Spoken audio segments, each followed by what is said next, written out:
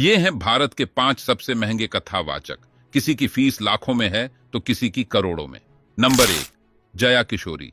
इनका जन्म 13 अप्रैल 1995 को राजस्थान के सुजानगढ़ में एक ब्राह्मण परिवार में हुआ था। उनका रियल नाम जया शर्मा है और उन्हें किशोरी की उपाधि दी गई है, इसीलिए वह अपने नाम में जया किशोरी का इस्तेमाल करती हैं।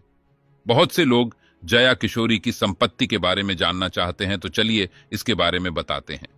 मीडिया रिपोर्ट्स के मुताबिक श्रीमद् भागवत के वाचन के लिए वह 9,50,000 रुपये फीस लेती है। यह संस्था दिव्यांगों के लिए काम करती है। रिपोर्ट्स के मुताबिक उनकी नेटवर्थ 2 से 3 करोड़ है। इसके अलावा Jaya Kishori YouTube video, motivational speech, album से भी कमाई करती है। नंबर 2, पंडित धीरेन्द्र शास्त्री। पंडित धीरेन्द्र कृष्ण शास्त्री बागेश्वर धाम के पीठाधीश्वर हैं।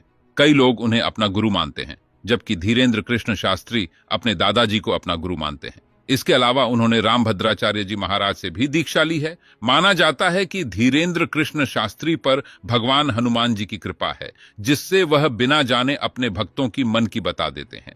वह दरबार भी लगाते हैं, जिससे उनके दरबार में लोगों का भारी भीड़ जुटती है।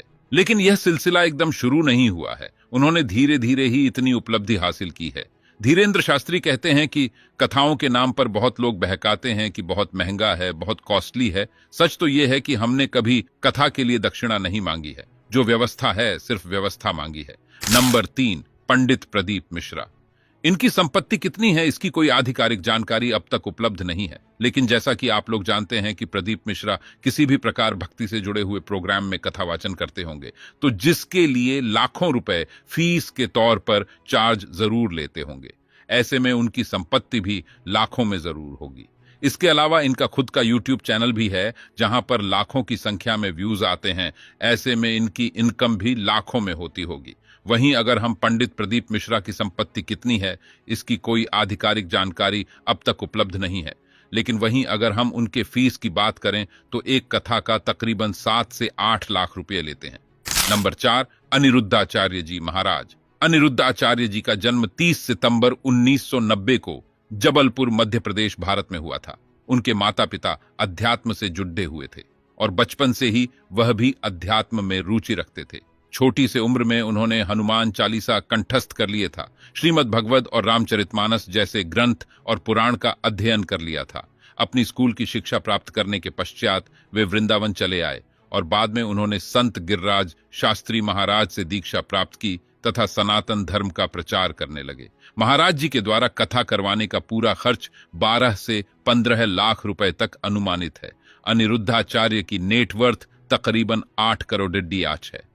नंबर 5, देवकीनंदन ठाकुर जी। 18 साल की उम्र में दिल्ली के श्री राम मंदिर में श्रीमद् भागवत महापुराण के उपदेश लोगों को दिए। ये अभी तक Hong Kong, Singapore, Thailand, Malaysia, Denmark, Sweden, Norway और हॉलैंड जैसी जगहों में अपने कथाएं सुना चुके हैं। इन्होंने विश्व में शांति के लिए सेवा चैरिटेबल ट्रस्ट की स्थापना की।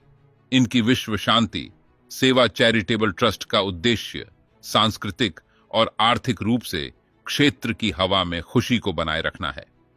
इसलिए श्री ब्राह्मण महासंघ ने परम पूज्य श्री देवकीनंदन ठाकुर जी महाराज को आचार्येंद्र के पद के साथ सम्मानित किया है।